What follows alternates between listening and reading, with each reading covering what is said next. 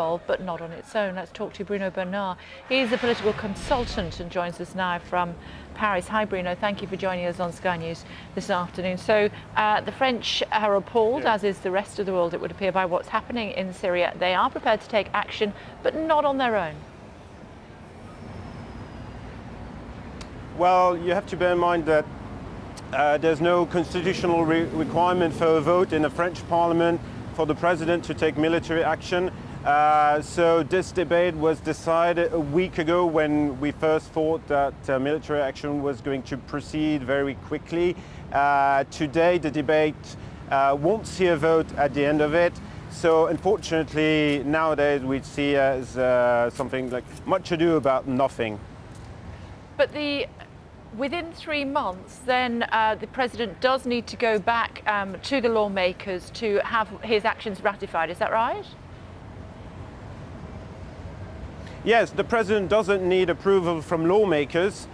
He can just do as he pleases. That's in the Constitution. The only constitutional requirement is that if military action continues for more than 4 months, then he will need parliamentary approval.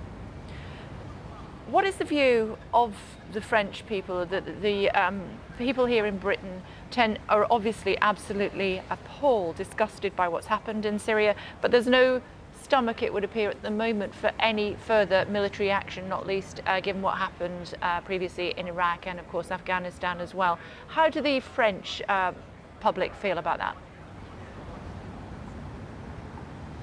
Well, there's a growing opposition to military action. We went from 40% of French people opposing military action in Syria to 64% in the latest poll.